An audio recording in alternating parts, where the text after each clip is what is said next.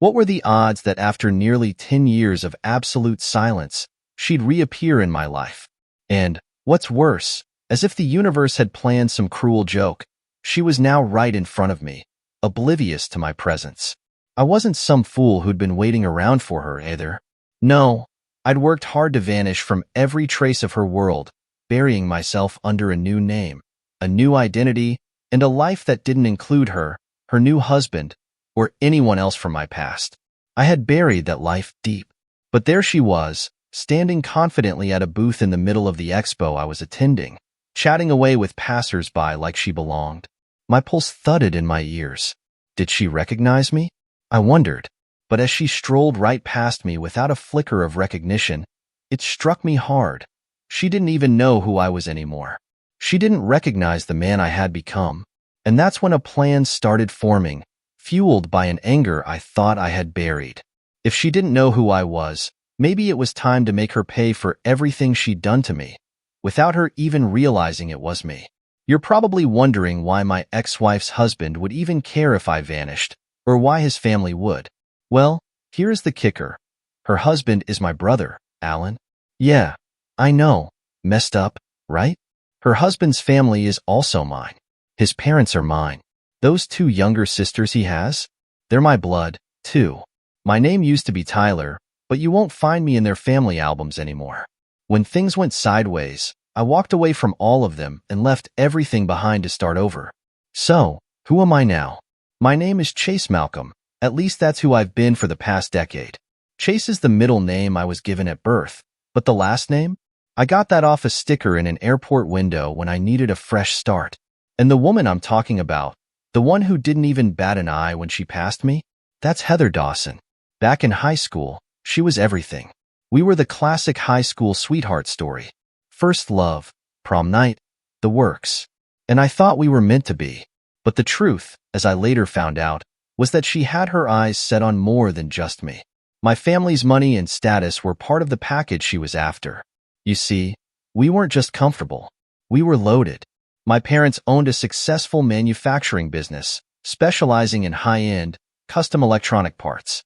Not the cheap stuff flooding the market. Our clients paid for quality, and we provided it. I never thought twice about our wealth back then, but looking back, it was obvious Heather had always known what she was after. A little more about my family, since it's crucial to this mess. My dad was a skilled engineer, and he'd started the company with his best friend long before I was born. He wasn't just a businessman. He was a builder and creator. But he wasn't the only one with a knack for success. My grandfather had made his fortune during the Great Depression by loaning money and collecting on people's foreclosures, profiting off their bad luck. That's the kind of family legacy we had. Money, pride, and a hard disregard for what might get broken along the way. Then there was Alan, my older brother, always the golden boy, the heir apparent to the family business, the one who would inherit it all. And on top of that, there were the twins, our two younger sisters, spoiled and sheltered, who never had to lift a finger for anything. When Heather entered our lives, she knew the setup. She knew who was destined for what, and she chose me as her first stepping stone to get where she wanted. I just didn't know it yet. Fast forward a few years, and Heather and I got married after our second year in college. At the time, I thought things were fine. I had no idea that the woman I'd married had her sights set elsewhere. I had no idea what kind of person she really was. And then one day, I came home early and found her in bed with my own brother. We had been married 5 years. 5 years of what I thought was a good life. I mean, it was not perfect, but who really expects perfect, right? And then, on a regular Tuesday afternoon, everything crumbled. I came home early with plans to surprise her. She had no idea I'd cut out of work to make it back in time for dinner. It was supposed to be our 5th anniversary celebration. I'd even gone out of my way to pick up a necklace and earrings set I knew she'd love. The first thing I saw when I pulled up to the house was my brother's car parked in the driveway. It didn't make any sense. Why was Alan here? I should have stopped and thought, but my mind was blank, filling with a quiet, creeping dread that I couldn't quite shake. I parked a couple houses down and walked back, keeping quiet, keeping careful. My heart hammered, and something deep down told me I was about to find something I didn't want to see. I got to the door and froze. the sounds coming from upstairs hitting me like a slap. It was her voice, and then his. And it wasn't conversation. I could feel my hands clench as I heard her laugh, that low, intimate sound she used to make just for me. That was all I needed. I crept up to our bedroom, keeping to the wall, until I could see them through the crack in the door. My wife, my own brother, together, as if it was the most natural thing in the world. For a second, I almost snapped. I wanted to throw that door open, yell, scream, hit something, anything to stop what I was seeing. But then I remembered who I was, who they thought I was. They thought I was the dependable one, the steady one, the guy they could betray without consequence. So I didn't go in. I pulled out my phone instead and recorded them. 5 solid minutes, capturing every disgusting detail. From their faces, their voices, right down to the words they whispered to each other. That recording was a time bomb, and I knew that, done right, it would bring their whole world crashing down. From what I could tell, this affair wasn't some casual fling. It was clear they'd been at this for a long time, and I'd been the idiot who hadn't noticed. The look on her face as she leaned in to kiss him, the way she spoke to him, all of it said one thing. I had been nothing more than a placeholder until she could make her way into his world. I left the house quietly, taking my footage, my anger, and my broken pride with me. I thought about it for a long time that night. Divorce. Ruin them, right? That was the first, obvious plan. But that anger? I knew it would fade, and they'd move on, rebuild, probably end up happy together. Not a chance. No. If they thought they were going to keep living in luxury while I became the disgraced, forgotten brother, they had another thing coming. I knew I couldn't be reckless. I couldn't give them a reason to turn things around on me. If I moved without a plan, Heather would take everything. The house, my daughter, and a fat chunk of my income. And she'd have Alan's help, his connections, and the whole family's support. I spent that night sitting alone in a nearby hotel room, ignoring my buzzing phone as Heather left message after message. I didn't need to listen to know what she'd say. The lies, the denials, the fake tears. She was good at that, but I knew better.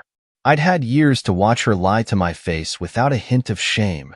I wanted her to feel the humiliation she brought on me, and Alan was going down with her. Now, here is what they had all forgotten. I was head of the company's IT department, the guy who set up, monitored, and controlled everything on the network.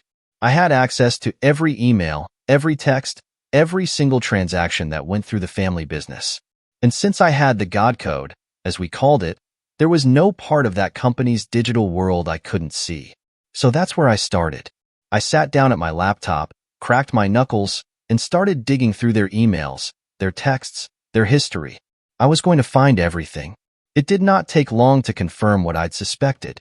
This affair went deeper than a one-off mistake. They were planning for my downfall together. In fact, the entire family had been preparing to shove me out. They were grooming Alan to take full control, and me? They just needed me as the IT guy. A glorified office manager they could eventually phase out. Heather's loyalty had never been to me. It was always with Alan and the future power he held over the business. And they all knew. My parents, my sisters. Not only were they aware of the affair, but they supported it. And then came the biggest hit of all. As I scrolled through another email, I saw a message with one final, brutal detail. Holly, the daughter I had raised and loved for 5 years, wasn't even mine. Heather had been with Alan even back then, from the start. She was never my child. And that was it. They thought I was the quiet one, the fool, the safe, loyal brother. But I'd be damned if I'd let them get away with this. They wanted a monster? I'd show them exactly what I could do. The days that followed were a blur. I went back home, greeted Heather with a warm smile, and played my part flawlessly. I kissed her, asked about her day, and even let her talk about Alan like he was just my brother, not her lover. It took every ounce of self-control I had, but the hatred bubbling underneath kept me sharp. I knew that if I lost my cool, she'd get suspicious, and I couldn't let that happen. Not yet. Over the next few weeks, I laid the foundation for my revenge. First, I needed financial freedom. I couldn't make any sudden moves, so I started small, moving bits of money here and there, siphoning funds from the accounts Heather and I shared, funneling them into a new account I'd set up offshore. I made sure to keep things slow and subtle, just enough to avoid suspicion. Every day, a little more disappeared, each dollar helping me inch closer to freedom. Heather and the others were so busy scheming, they didn't even notice. Meanwhile, I played the loving husband, going to work each day, and even bringing her flowers a few times. Flowers she definitely didn't deserve. While she was at work, I started planting the seeds for my own future, reaching out to contractors, real estate agents, even potential investors. And at work, I had a network of people under me who trusted me to handle their digital security. It was my world, and I was its master. The next step was information. I wasn't going to let a single secret stay hidden. Using my access as head of IT, I began monitoring Heather and Alan's every communication. I had access to everything: emails, texts, every single message sent through the family company's network. And I didn't stop there. I went back, digging through archives of their communications, pulling up anything incriminating. The smugness in their exchanges was nauseating. They were confident they'd win, that I'd never find out, that I was some pawn they could toss aside. I created a folder on a secure drive, one no one else could access. Every single message, every compromising photo, every moment they thought they were safe, went into that folder. And what I found only fueled my determination. It turned out my entire family had been in on it, giving them their blessing and even helping Heather hide it. My own mother was coaching Heather on how to keep me in the dark. But that wasn't the worst of it. One night, as I was combing through old emails, I stumbled upon a medical file Heather had requested be sent directly to her. I didn't recognize it at first, but when I opened it, everything became clear. Holly wasn't my daughter. She was Alan's. There were files in the system from years back that recorded Heather's mysterious medical absences. All those nights she had to go to the hospital for observation, they weren't anything innocent.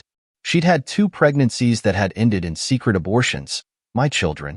She'd kept Alan's child, but she discarded mine. That was the moment any remaining sympathy I might have had for her evaporated. She wasn't just cheating.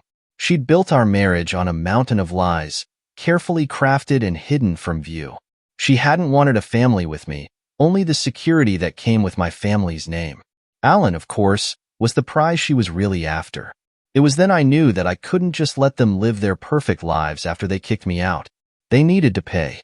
And if they were so determined to steal everything from me, I'd take back every penny, every asset, and every scrap of dignity they had left. So I started pulling the financial strings, creating digital invoices for imaginary expenses and hiding them in the depths of the family company's books. I wrote up fake purchase orders, set up ghost employees, and funneled all of it into the offshore account I'd created.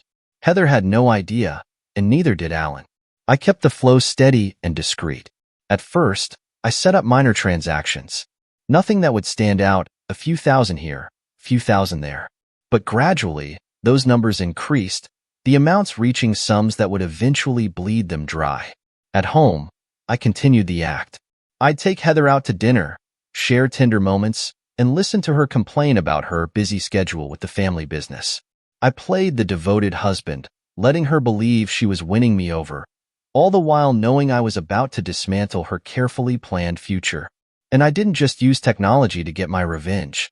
I hired a private investigator, a discreet but thorough professional who didn't ask questions as long as he got paid. His job was to track every move they made outside of work and home.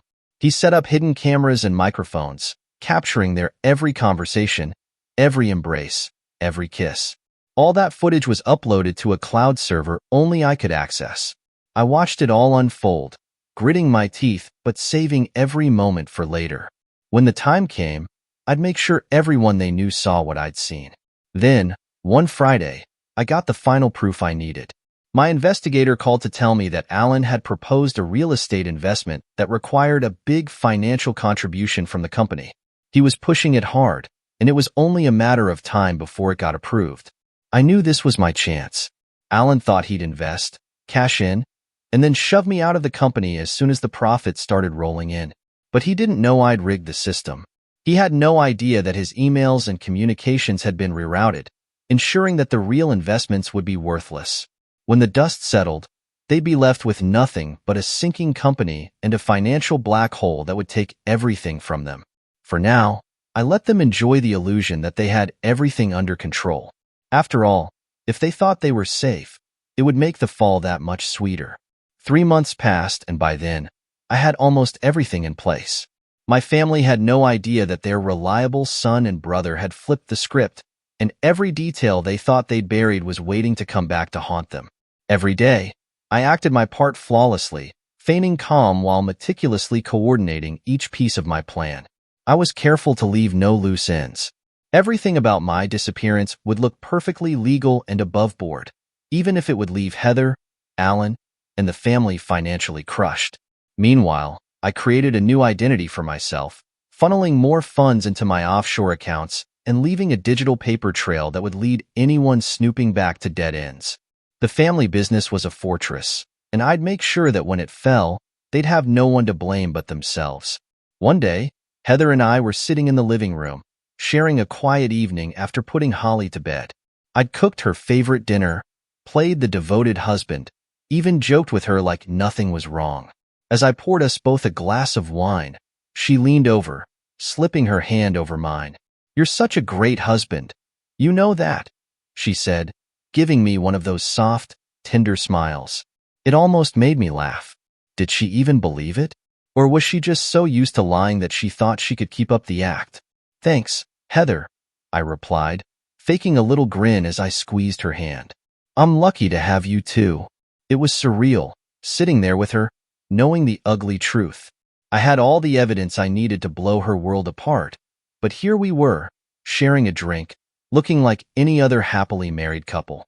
But I knew I couldn't afford to crack, not yet. While Heather went to bed early that night, I stayed up, making my final preparations. My investigator had captured something big that day. Alan, in a private meeting with some potential buyers for the business.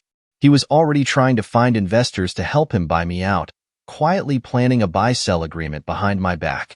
But the joke was on him, because while he was trying to sell me out, I was emptying the company's accounts and rerouting funds to set up a ticking time bomb. I stayed up until dawn, ensuring that each transaction looked legitimate on the books, but was marked with a digital tag only I could recognize. I had to be careful, too much, too fast, and I'd tip them off. But by the time I finished, the company's financial records were a chaotic web of transactions that only I could untangle. They'd have no idea what hit them until it was too late. Heather, Alan, and the family were enjoying their wins while I silently orchestrated their downfall.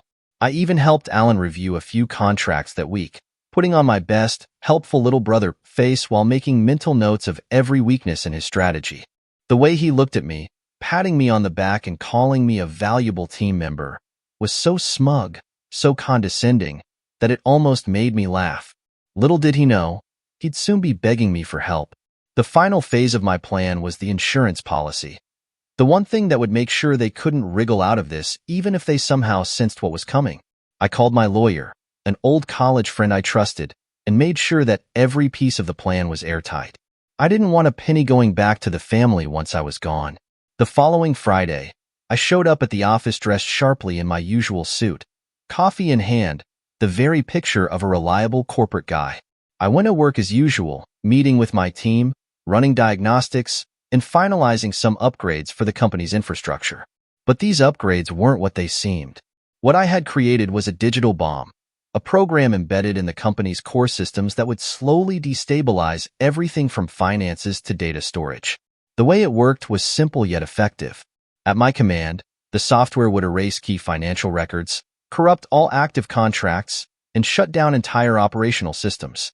It was programmed to trigger if I sent a specific command remotely or if a particular series of events unfolded, like Alan finalizing his takeover.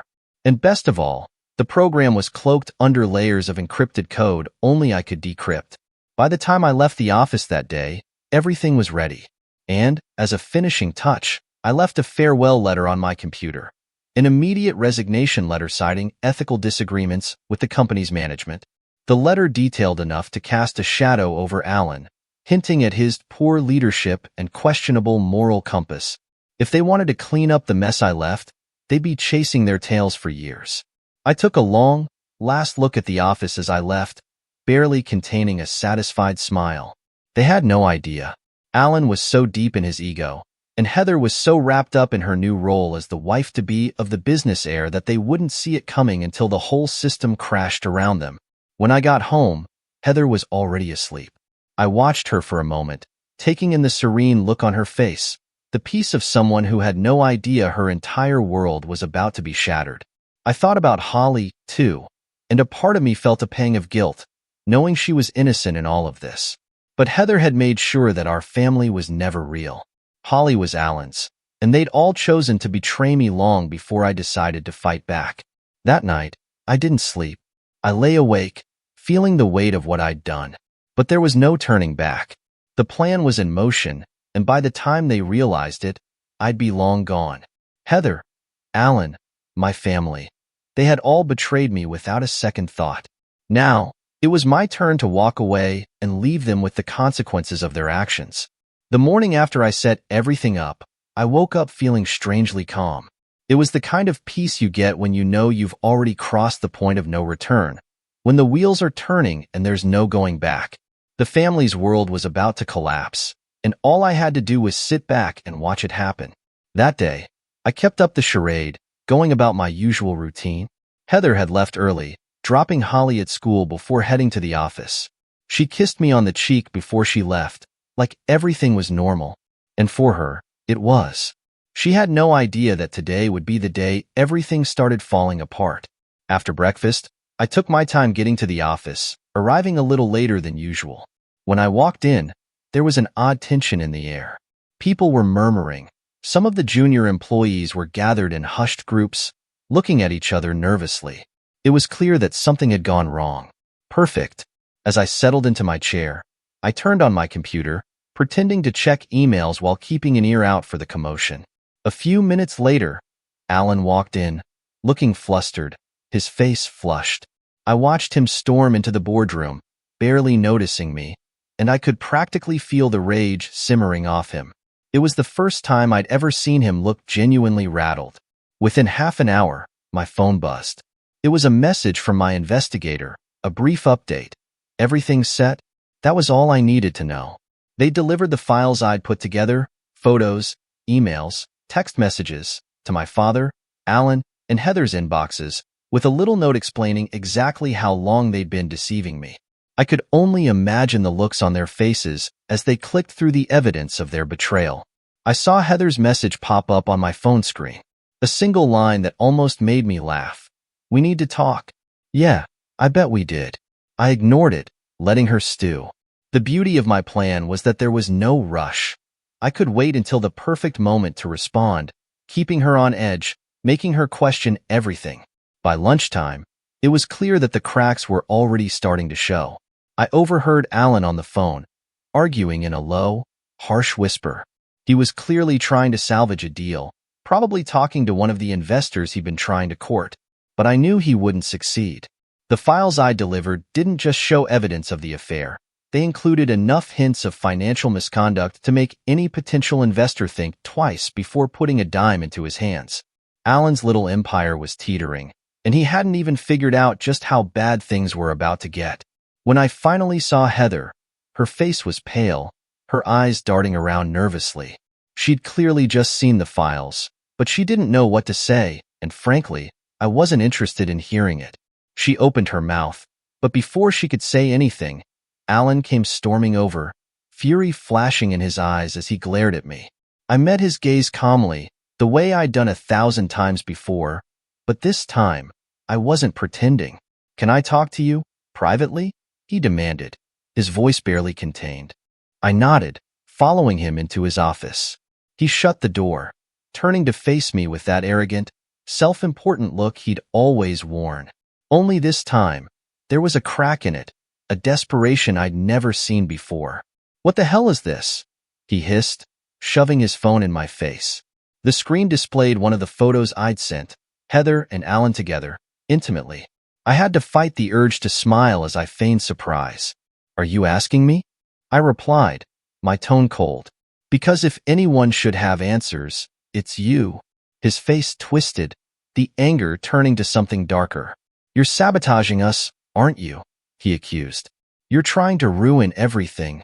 Funny, I said, meeting his gaze steadily. That's exactly what you've done to me. The silence between us was thick with tension. Alan clenched his fists, but he didn't have a reply. He knew I was right, and for the first time, I saw the doubt flicker in his eyes. He'd assumed he could keep me in the dark, that I'd stay the loyal brother who wouldn't fight back. He'd underestimated me, just like everyone else in that family had. I left his office before he could say anything else, the weight of his glare heavy on my back. But I didn't care. The first part of the plan was done.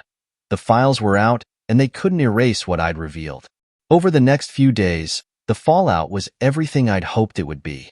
Alan's potential investors backed out one by one, spooked by the whispers of mismanagement and fraud. I had the company in a stranglehold, and with the digital bomb I'd set up, it would only take a single command to bring the entire system crashing down. Heather tried to talk to me, to explain, to apologize, but I didn't let her. Every time she approached me, I brushed her off with excuses, making her feel the same isolation she'd forced me into. One night, as I was leaving the office, she followed me to the parking lot. Her voice was pleading, broken in a way I hadn't heard before. She reached for my hand, but I stepped back, letting the hurt and confusion in her eyes sink in. "I'm sorry," she whispered, her voice barely audible. "I didn't mean for things to end up like this." I met her gaze, my expression hard. "Neither did I replied coldly. "But you made your choices, Heather.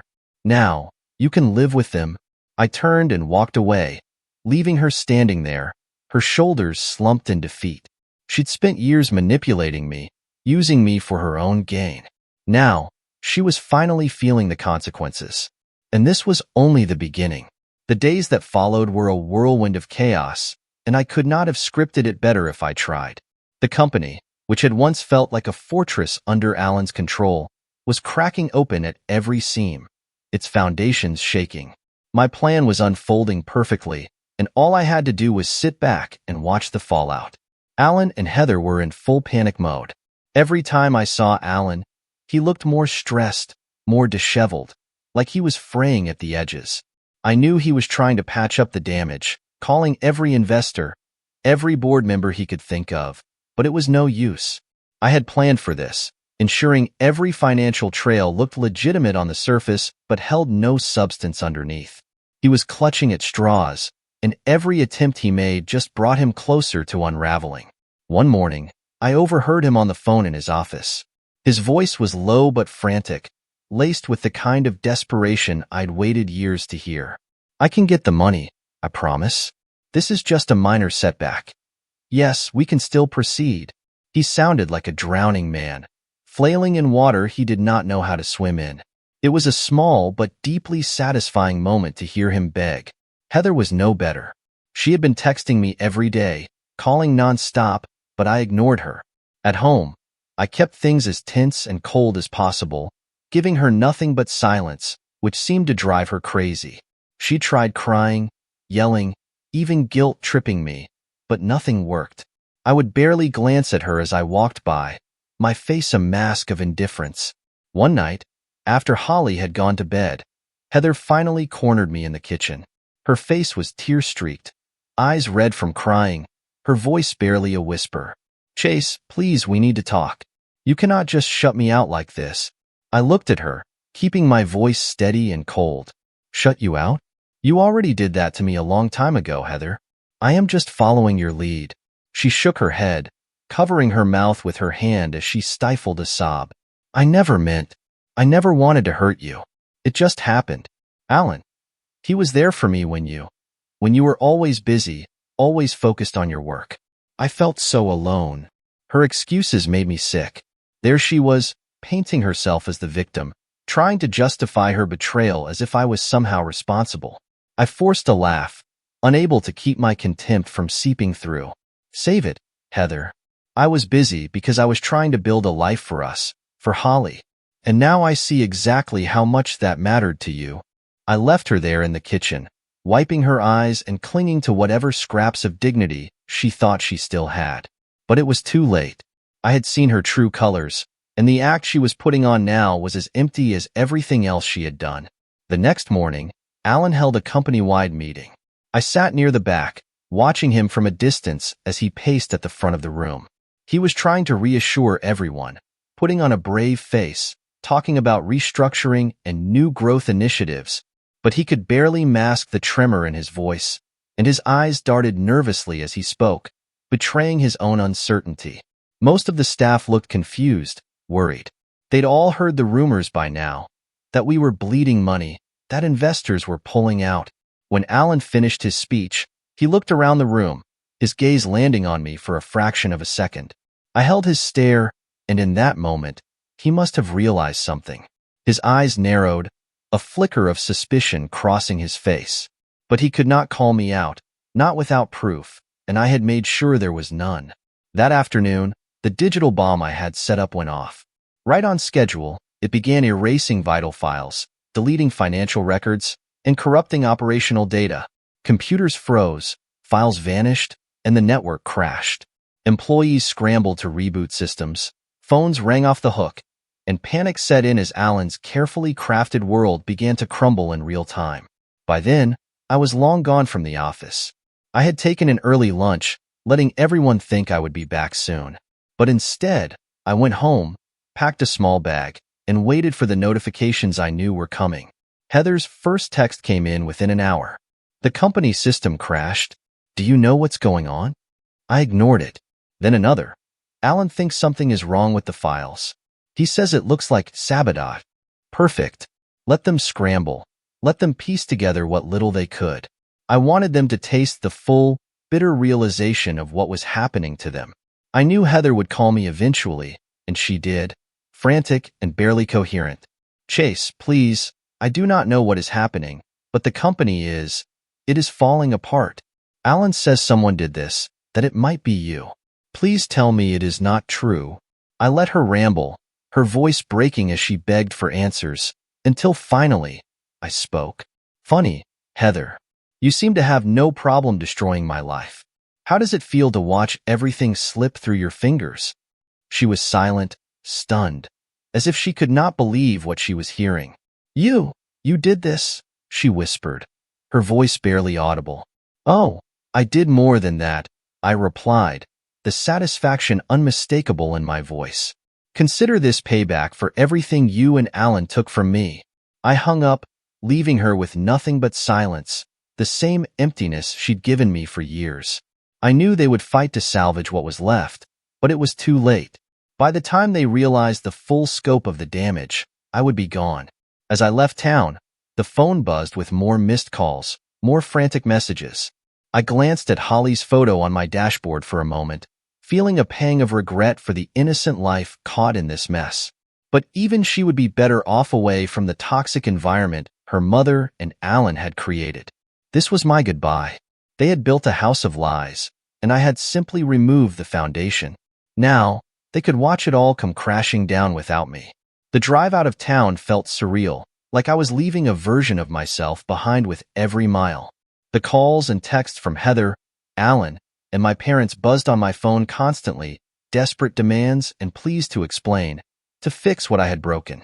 I had muted every notification, letting their voices drown in the silence as I drove farther and farther away from everything I used to be. I had left a letter at the house, the only explanation Heather would ever get from me. I'd kept it simple, laying out everything in cold, undeniable facts. You lied, cheated, and built a life on my loyalty. Now you can try living in the ruins of what you stole. I wondered how she'd react when she read it, knowing that I was gone, knowing that I would not be there to fix the mess they had all created. Maybe, finally, she'd understand just how deeply she had betrayed me. As I drove through the winding mountain road, I replayed everything in my mind. The years of loyalty, the blind trust, all the love I'd poured into a life that turned out to be a lie. They'd counted on me to be the naive, reliable one, never realizing that all along, I was the one with the keys to their downfall. And now, they would feel the cold weight of my absence as everything crumbled. By the time I reached my destination, a remote cabin I'd rented under my new name, I felt a strange sense of calm settle over me. For the first time in years, I was free. No more pretending, no more living for people who saw me as nothing but a convenience. I set my bags down, took a long breath of the cold, crisp air, and let go of the last remnants of guilt. The next morning, I woke up early and brewed a strong cup of coffee, savoring the silence. I scrolled through the news on my tablet, half expecting to see some mention of the chaos back at the company, and sure enough, there it was. Family-owned business faces sudden system meltdown. Investors pull out. A part of me almost wanted to laugh at how sanitized it sounded, as if the media could ever understand the years of lies that had led to that headline. Later that day, I received a single email from Heather. The subject line read, "Why?" Inside, it was brief, almost pitiful. "I never thought you'd leave us like this. We were family." I don't understand. Family. The word turned sour in my mouth. She had no idea what family meant. None of them did. And even now, after everything, she could not see her own part in the wreckage around her. I deleted the email without responding, knowing it would drive her mad. Weeks went by. I stayed in the cabin, adjusting to the quiet, letting go of the anger that had once fueled me. I changed my appearance, grew a beard, swapped out my clothes for casual flannels and jeans, and bought an old truck I'd always wanted but never had the courage to get. I spent my days hiking through the woods, rediscovering a version of myself I hadn't seen in years. Then, one morning, an envelope arrived. It was from my lawyer. Inside was a simple note. "Everything settled. They're going under." I felt a strange, unexpected pang of finality as I read those words. It was done. Alan's company had lost every major investor. Heather had filed for divorce, and the family business had been sold off in pieces, leaving my parents scrambling to salvage whatever they could. For them, it was just the beginning. For me, it was the end. I sat down by the lake that evening, watching the last of the autumn leaves drift across the water. A part of me had expected to feel regret, or maybe a pang of sadness, but instead, I felt lighter, like a weight I had been carrying for too long had finally lifted. They had tried to build a life on lies, and I had simply let them face the consequences. As the sun dipped below the horizon, I thought about Holly. I knew she'd be affected by all this, and it was the one regret I couldn't shake. She was young, too young to understand any of this. But I'd made arrangements, set aside a fund in her name that she'd have access to when she came of age. It was the one thing I could give her, a silent reminder that I'd loved her despite it all. Over the next few years, I stayed under the radar, moving from place to place, letting my new life take shape. I ran a small consulting business from my laptop, working when I wanted, traveling when I felt like it. No ties, no obligations, no expectations. I'd become a ghost, a shadow, slipping through life without leaving a trace. And I liked it that way. Every now and then, I'd catch a glimpse of the old life I'd left behind. A news article about a company Alan had tried to start, which failed spectacularly, or a social media post showing Heather living in some small apartment, a far cry from the luxury she had once chased. They were mere reminders, echoes of a past that no longer held any power over me. Years later, I returned to that town just once, out of curiosity more than anything. I saw the familiar streets, the buildings that had once felt like home. I passed the old office, now occupied by a new company, and walked past the house I'd left behind, where a new family had made it their own. It all felt distant, like watching scenes from someone else's life. As I drove out of town for the last time, I felt a strange sense of peace.